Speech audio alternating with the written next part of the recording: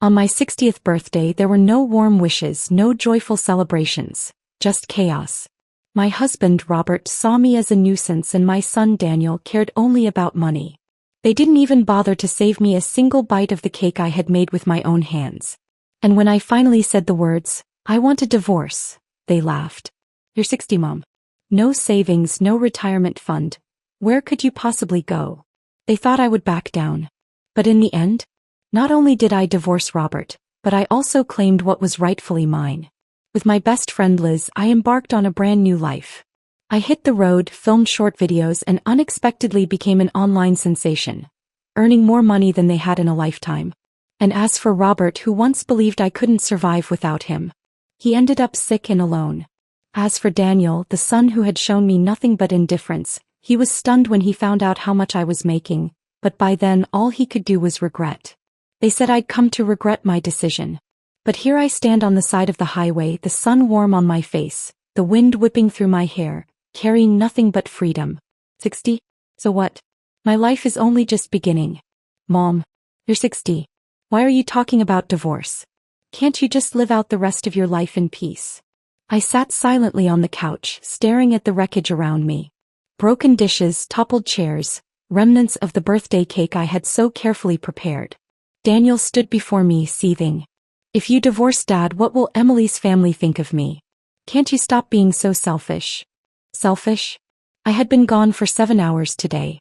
Not once had my husband or my son called to check on me. In the bitter December wind of San Francisco, my coatless body had shivered from the cold. And now that I was back, was I met with concern? No, only blame. "Mom, you ran away from home over a stupid birthday party? Dad and I ate the meal you cooked, didn't we? What more do you want?" Robert rose from the couch, his voice dripping with disdain. "So, you finally realized you've got nowhere else to go? Quit standing around and clean this mess up. And your shoes, leaving them everywhere, making the place filthy. You've ruined my whole damn day." I looked at him, my fingers unconsciously tightening around the hem of my sweater. Not once did they acknowledge that today was my birthday. Not once did they care that I had wandered the freezing streets for hours. Not once did they ask if I was okay. They didn't care. About anything. And the cruelest part? They had forgotten. They were the ones who had overturned the table and thrown me out. I lowered my gaze to my wrinkled hands. A chill settled deep into my bones. "You really think this is a good life?" Daniel's face darkened. He exhaled sharply, his tone slightly softened. "Come on, Mom. It's late. Everyone made mistakes today. Let's just drop it, okay?" I took a deep breath, my voice calm and unwavering. "I want a divorce." His expression shifted in an instant, his eyes flashing with disbelief. Robert shot up from his seat, jabbing a finger at me, his face twisting in fury. "Divorce? Fine. But where the hell do you think you're gonna go? You're 60. No savings, no pension. How are you gonna survive without me?" Daniel scoffed. "Yeah, Mom. I just started working. I can't afford to support you. Yesterday I might have locked myself in the bathroom and wept in silence. But today I just felt numb. You don't have to worry about me. I'll be just fine. I just want out." 30 years of marriage. No job. Every penny under Robert's control. And every word out of his mouth sharper than a knife. "If it weren't for me, you'd be homeless. Look at yourself, short, plain, can't even cook properly. An old woman like you. No one would want you but me." Once I would have swallowed the pain and told myself to endure. But tonight I simply met his gaze. Silent. Unmoved. Robert hadn't expected me to show no reaction. He faltered, his anger momentarily caught in his throat before he slumped back onto the couch, face dark with frustration. Daniel still couldn't understand. "Mom, seriously? Over a birthday? Is that really worth all this?" He let out a sigh, rubbing his temples. "Fine. Then how about I throw you a party tomorrow? Will that make you happy?" I looked down at the shattered remains of my birthday cake. Was it really about the birthday? Maybe. But it was also so much more than that. Last week, Daniel suddenly told me he wanted to throw me a birthday party. I could hardly believe it. In 60 years, this was the first time someone had ever suggested celebrating my birthday. I was so thrilled that I couldn't sleep properly for days, constantly thinking about what to prepare. I started looking up recipes 3 days in advance, planning to make something special. I didn't want to disappoint my son. When my best friend Liz heard about it, she called me, her voice full of confusion. Wait, you're making the food yourself for your own birthday party? I couldn't help but laugh. Should I ask Robert and Daniel to cook? Those two have never stepped foot in the kitchen. If I relied on them, it would probably be more trouble than just doing it myself. Liz wouldn't let it go. Then why not eat out? What kind of birthday person has to cook for themselves? I sighed. We're not as well off as you guys. Daniel's getting married soon. Everything costs money. I'm a 60-year-old woman. It's not like I need to go to a fancy restaurant to celebrate. When Liz heard this, she immediately offered to pay for everything so I could enjoy the day. I kept refusing, and only after some coaxing did she reluctantly give in. Honestly, I didn't care how the birthday was celebrated. As long as they remembered, I would be happy. This was the first real birthday I'd ever had in 60 years, and it was Daniel who had initiated it. I was so happy that I couldn't even sleep. At 4:30 in the morning, I got up to start preparing. I moved quietly, careful not to wake Robert. But he still stirred, frowning as he glared at me. Did I wake you? I asked, a little embarrassed but with a hopeful glimmer in my heart. After more than 30 years of marriage, I had hoped the first words he would say to me when he opened his eyes would be, "Happy birthday." But instead he just turned over and lazily muttered, "Why are you making a fuss so early? If you're not going to sleep, can't you at least let someone else sleep? Can't you be more considerate?" I was stunned. I froze for a few seconds, then remained silent. After all, it was my birthday and I didn't want to argue. I tried to shake off my disappointment and headed to the store, buying Daniel's favorite steak and potatoes. I worked non-stop from morning till noon, turning the house into a warm and tidy place. By 11, Daniel finally returned home. As soon as I heard the door unlock, I quickly removed my apron and rushed to greet him. I wondered if he'd come through the door holding a gift saying, "Mom, happy birthday." But his hands were empty. Just yesterday, he had posted several photos of earrings on social media and asked in the comments, "Which pair do you think would be good for Mom?" A chill ran through me and my smile froze. Daniel noticed my expression and furrowed his brows. "What's wrong, Mom? Don't you look happy to see your son?" I forced a smile. "Of course I'm happy. Why wouldn't I be?" But I couldn't help myself and asked, "Aren't you going to give me a gift for my birthday? I saw you asking people yesterday which earrings would be best for Mom." He actually laughed. "Mom, you didn't think the earrings were for you, did you?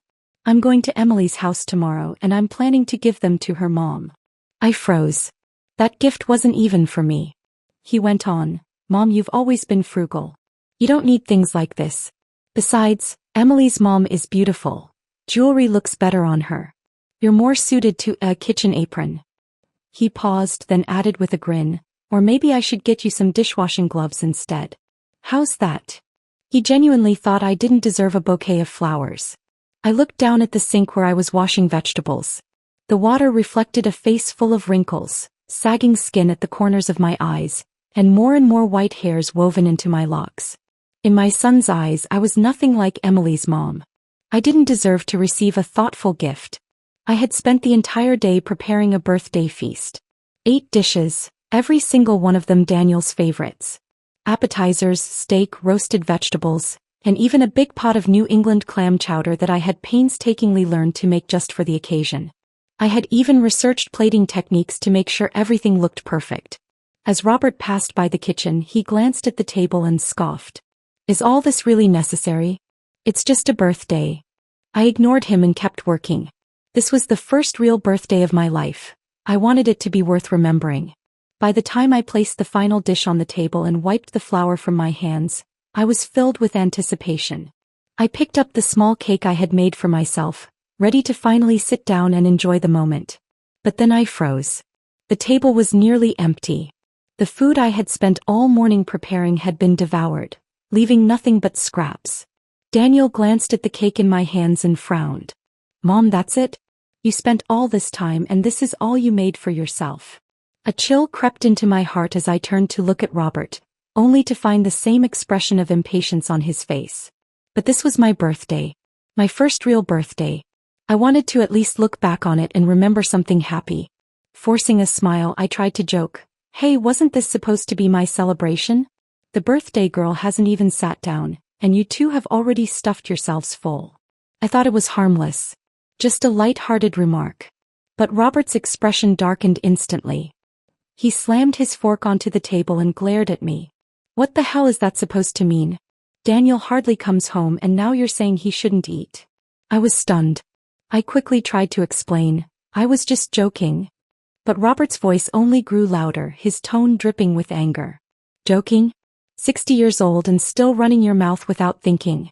How can someone be this stupid their whole damn life? His words were like a dull knife, pressing deep into my chest. I opened my mouth but nothing came out. Helplessly I turned to Daniel. He simply waved a hand dismissively. Forget it, Dad. It's Mom's birthday. Let's not argue. Robert fell into an uneasy silence, his expression still cold. The only sound left in the room was the clinking of utensils against plates. Lowering my gaze, I picked up my fork and tried to take a bite of my cake. But then Daniel spoke again. Mom, where's that emerald bracelet? The one Grandma left you. I hesitated, my hand trembling slightly around the fork. Daniel's eyes locked onto mine, a hint of urgency in his gaze. I've looked for it a few times but couldn't find it. Bring it out, Mom. That thing's valuable. It'd sell for a good price. My grip on the fork tightened. Daniel didn't notice my expression. If anything, his excitement only grew. Mom, do you even realize how much emeralds are worth right now? Their market price has skyrocketed. If I sell that bracelet and you and Dad chip in a little more, I can finally buy a house. Emily's family has been pressuring me about it. Once I get the place, we can get married. He grinned, his eyes gleaming with calculation. Her parents are professors, Mom. They're rich. I need to show them I'm serious. I listened to him talk, my fork absent-mindedly stabbing at my cake. The once perfectly shaped slice crumbled into pieces. Every word out of his mouth reeked of greed. Of entitlement. I barely recognized him. Lifting my head, I looked him straight in the eyes and asked, my voice soft, So, you didn't come back to celebrate my birthday. You came back for the bracelet. Daniel's smile faltered. Just for a second. Mom, how could you say that? I came all this way to celebrate with you and now you're doubting my intentions? I wouldn't have asked if I wasn't in a tough spot. Robert let out a low chuckle from the side. Helen, you're his mother. What's the point of hoarding things? Shouldn't you help your son? Why are you being so selfish? But it wasn't about the bracelet. It was about the person who gave it to me. That bracelet was the only gift I had ever received in my life. I was born into a family where daughters were nothing but burdens. In their eyes, I was an inconvenience, a mistake. I only survived because my grandmother would secretly ration her food and slip it to me when no one was watching. The night before she passed away, she must have sensed something. She pulled me aside, taking me up to the attic where she dug out a worn cloth pouch. Her frail, trembling hands pressed a vintage gold bracelet, set with an emerald, into my palm. She whispered, No one in this family will ever truly have your back. Hide this. One day you'll need it. She was the only person who had ever truly cared for me. Then I married Robert. And I knew I had nothing in this house. So I hid the bracelet away, deep in a flour tin in the kitchen. No one else ever stepped foot in there. Until today. I stared at Daniel, my voice barely a whisper. How did you find out about the bracelet? He shrugged nonchalantly as if it were nothing. I saw your chat history on your phone. He said it so casually, like it was his right to go through my personal belongings. His tone was light, even with a hint of mockery. Mom, what are you hiding? What's there between you and Dad that you can't talk about? Do you even care about this family? My heart sank. My eyes began to sting with the threat of tears. I spoke slowly, forcing myself to sound calm. I gave the bracelet to a friend for authentication. It wasn't a lie. I had discussed it with Liz. Daniel's face immediately darkened. His fists clenched and without warning he grabbed a cup from the table and threw it violently to the ground. What do you mean by that? You don't want to give it to me, is that it? I placed the fork down, my voice unwavering. Yes. The bracelet was no longer in my hands, but more importantly, I didn't want to give it to him. At 35 years old, this was the first time I had refused him. Fury overtook him. He flipped the entire table, the sound of crashing plates echoed through the room. The cake splattered onto the floor and wine soaked into the tablecloth. I shouldn't have come back to celebrate your birthday, he yelled. I treat you like a mother and you treat me like this? I didn't respond. My world was spinning and all I saw was the wreckage. Robert's voice cut through the chaos. Helen, what could you, a housewife, possibly need to spend money on? What's the big deal over a cheap bracelet? Daniel quickly followed up with a threat. Just tell me yes or no. Think carefully. I need this money now. If you don't help me today when you're old, don't expect me to take care of you. I won't give you a single cent. Robert sneered, mocking me. Did you hear that? A poor old woman with no retirement savings daring to argue with her son. They spoke like it was the truth, but was it really? I didn't have a retirement fund. When I married Robert, he told me, you don't need to work. I'll take care of you. Just manage the house and take care of the kids. I believed him. Back then, I naively thought it was a promise. But now I had no pension, no savings. I might even lose the right to claim Robert's Social Security benefits when he retired. Every time we fought, he would mock me mercilessly.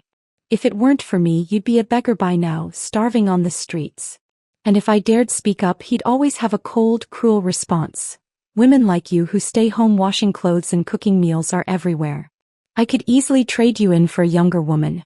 What man would want you after a divorce with a son to raise?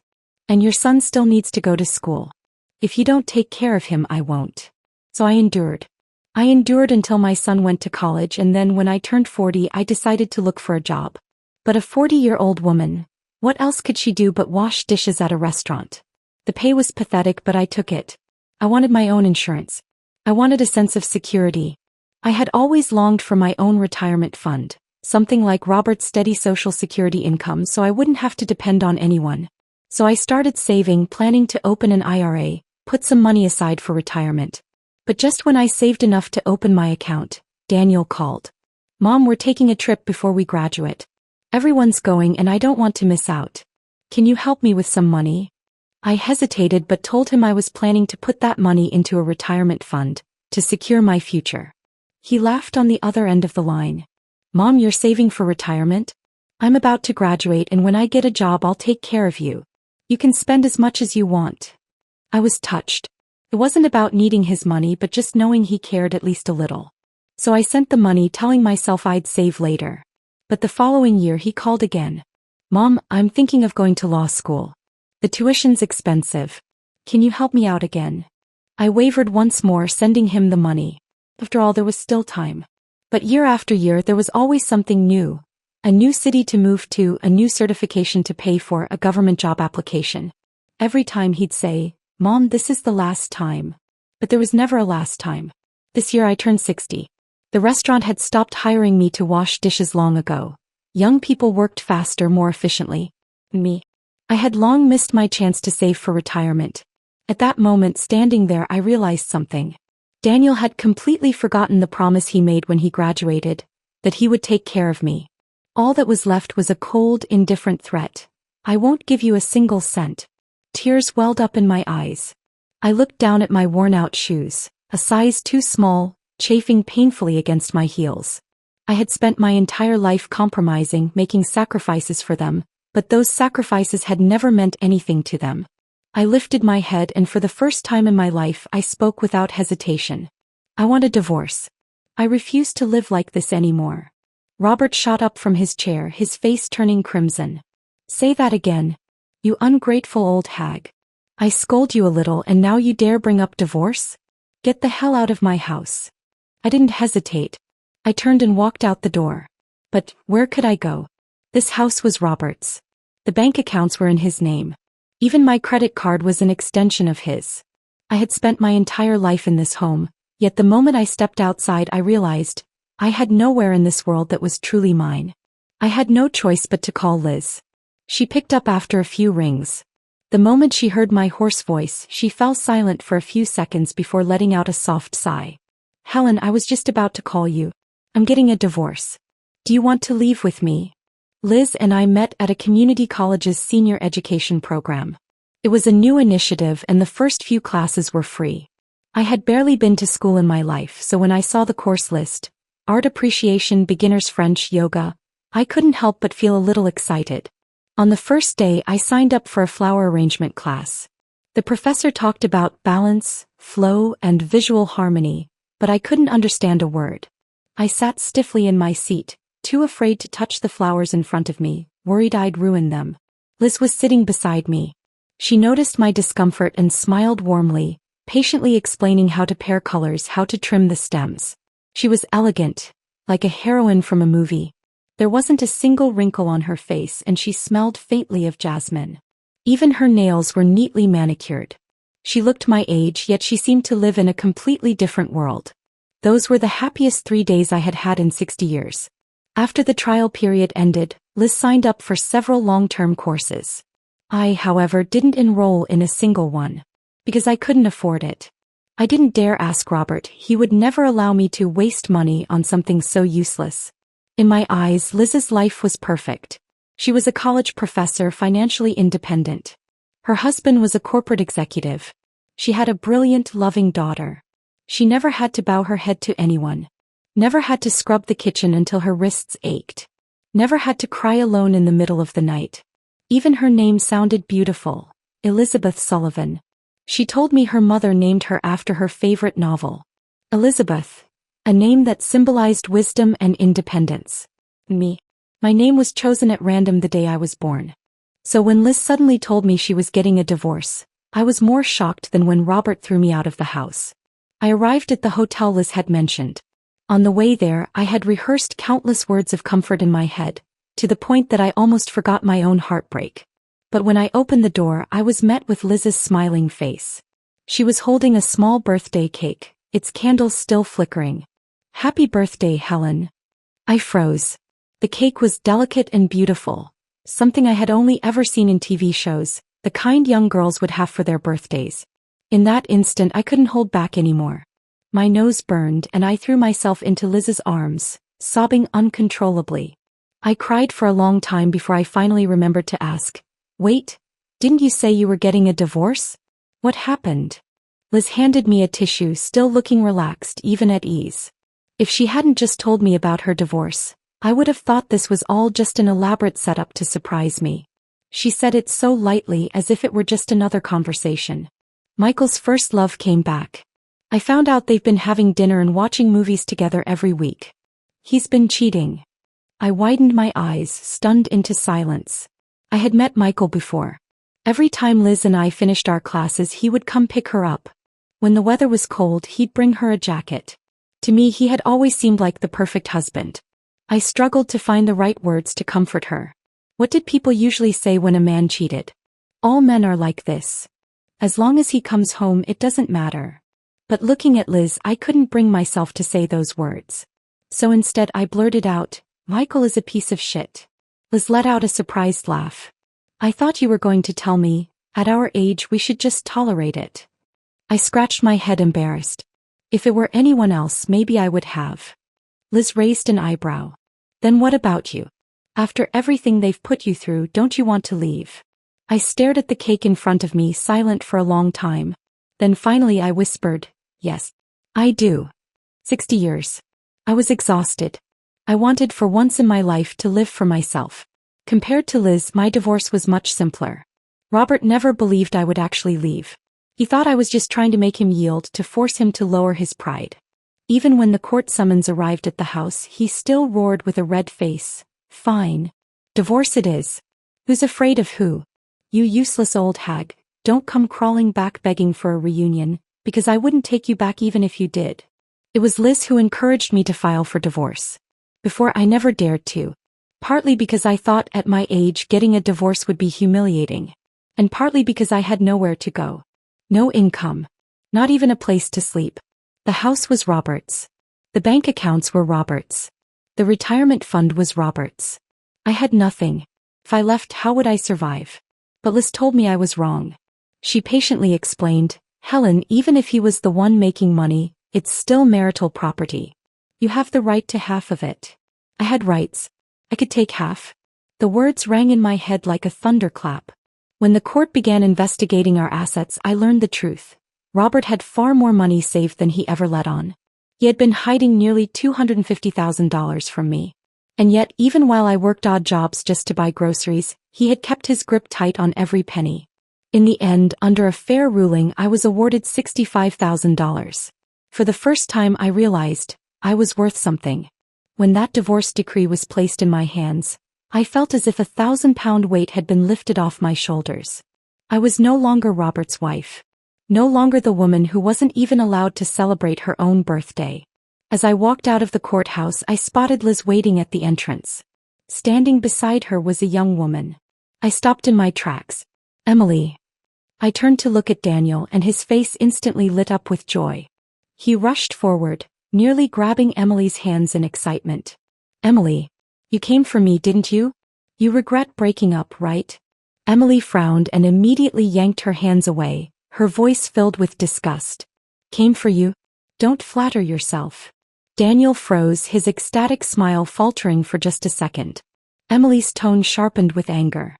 "After everything you lied about, you seriously think I'd come running back?" And just like that, everything clicked.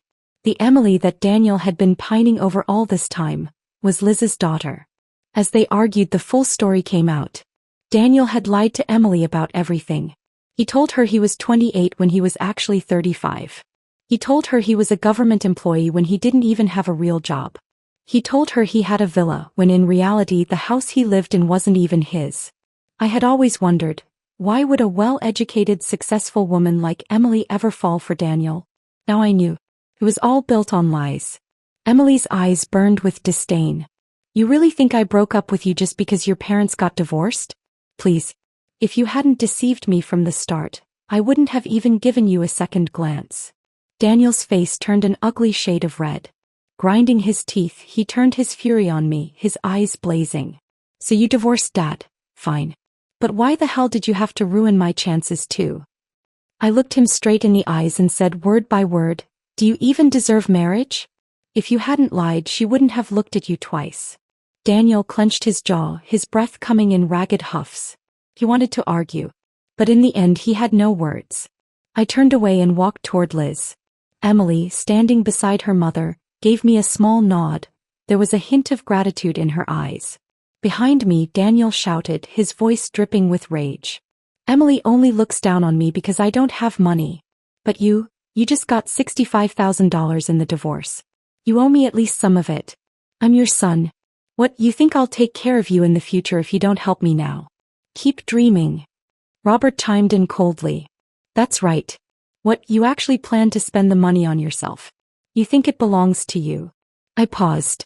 Then slowly I turned around and met their eyes. Why shouldn't I spend it on myself? For 60 years I had always stepped aside for others. Not this time. I turned and walked out the doors. Behind me, Robert's voice erupted in fury, his composure finally cracking. "Helen, just wait and see. You'll regret this. You won't have a good ending." I didn't turn back. I just kept walking, leaving him with nothing but my back. The first thing I did after my divorce was walk into the Department of Public Records and apply for a name change. When I was born, my father had casually picked a name, Helen. It was as ordinary as a name could be. A name that faded into the background just like I had in my own life. As a child, teachers always remembered me last. At my younger brother's birthday parties, I was always the one carrying trays, never the one being celebrated. Helen was invisible. A presence so insignificant it was almost non-existent. But now, I refused to be invisible any longer. My marriage was over.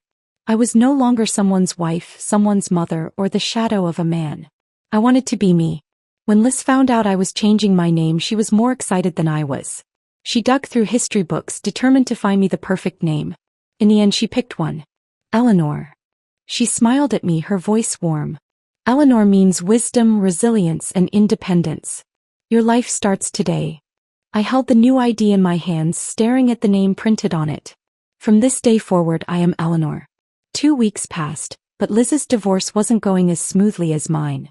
Her husband, Michael, refused to let go. Even after she filed for divorce, he stood in court and insisted, "There has been no irreparable breakdown in our marriage." Under California law, if one party refuses a divorce, they must live separately for a year before the court can rule the marriage as irretrievably broken. I worried for her, but Liz didn't seem bothered at all. Instead, she spent her days happily browsing real estate listings from different cities, sending me dozens of links every morning. "Which city do you like best? Tell me and I'll buy a place there. We'll live together." I was taken aback. What about you? Where do you want to go? She simply smiled, the kind of smile that hinted at a life already fully lived. It doesn't really matter to me. I've been to almost every city in the US. Before finalizing the divorce, I went back to pack my things. There wasn't much to take. Everything that truly belonged to me could fit into a single suitcase. Maybe not even that. But as I sorted through the remnants of my life, I stumbled upon something unexpected. An old diary. I had completely forgotten I used to keep one. Flipping through the yellowed pages, I came across an entry from decades ago, written in careful, hopeful handwriting. Michael came to propose today. He said he couldn't give me the wedding I wanted yet. I told him it didn't matter. I'm just grateful to him, because now I can finally leave this house. I paused, my fingers tracing the inked words. So my marriage had been an escape all along. Another entry, the handwriting slightly messier, like I had been too excited to write properly. I can't believe Michael is moving to California for work. I never thought I'd leave this small town in my lifetime. I hope, one day I can see more of the world. I sat on the floor, flipping through the pages, feeling a strange mix of emotions. So once upon a time, I had truly wanted to marry Robert. And once upon a time, my biggest dream had been to travel, to see the world beyond my small, suffocating town. But somewhere along the way I had forgotten all of it. That night I told Liz, I don't want to settle down just yet. I spent the first half of my life stuck in that small town. Even when I moved to the city, my world still revolved around my husband and son. My world has always been too small. I want to see what's out there. A few days later, Liz called me, her voice brimming with excitement. Eleanor, I bought a camping van. Let's go on a road trip. Liz was always ahead of the curve. As we traveled, she taught me how to film videos and document our journey. She even helped me set up a social media account, the Runaway Diaries. Every day I recorded pieces of my new life. I never expected that someone like me would be adored by thousands of young people. They flooded the comments under my videos. You two are living the dream. Meanwhile, I'm stuck in my soul-crushing job. When I turn 60, I want to be just like you. Now this is what life should be. Restarting life at 60, I'm so jealous. I didn't always understand the slang they used, but I liked the phrase restarting life. Of course, not every restart was smooth. For example, Michael still refused to let go. He kept watching our videos, and every so often he'd send Liz flowers or even show up at our destinations, standing outside our hotel apologizing earnestly. He swore he'd cut off his first love, begged her for another chance. Liz didn't even spare him a glance. Then there was Daniel. He still called me. But he never asked how I was doing. Instead he asked, Mom, you must be making a lot of money from those videos, right? And then came the sob story. Dad's a mess without you. He forgets to take his blood pressure meds and now he's had a stroke. He's paralyzed. And what did that have to do with me? I hung up and blocked his number. Daniel wasn't wrong about one thing though. I was making money. A lot of money. A year ago, I never would have believed that I'd achieve financial freedom at 60. Life was funny that way. I had spent decades living like a servant, hesitant to even buy myself a nice dress. Now I was driving across the country in an RV, making more money than Robert had in his entire lifetime. If I had known back then that 60 was the real golden age of life, I never would have wasted my youth on them. In every city we visited, Emily, Liz's daughter, would send us local food recommendations and sightseeing spots. When she had time, she even flew out to join us. Or we'd video call her while sipping coffee, chatting about everything and nothing. One day I sighed, Liz, you're so lucky to have such a wonderful daughter. Emily grinned at me through the screen. Don't be jealous, Eleanor. I'm your daughter too. I paused, then laughed. A year passed in the blink of an eye. Michael finally gave in. Under Liz's persistence and Emily's firm insistence, he agreed to the divorce. That day we stood outside the courthouse, Liz holding the final papers. She exhaled deeply as if releasing the weight of decades of shackles. She turned to me suddenly and said, Eleanor, I've made a decision. I'm going abroad. I blinked. Where to? She smiled. France. I was surprised. She had met Michael in France. You're not still holding on to him, are you? I asked. Liz shook her head. Of course not. A soft glow filled her eyes. I just want to revisit my younger self. I studied in France for years, made so many friends. They're all in their 60s now too. If I don't go now, I might never see them again. I was happy for her. Then I hope you have an amazing time and reunite with everyone you want to see. Liz sighed. I thought you'd be upset. That you'd blame me for leaving you behind. I smiled gently. How could I?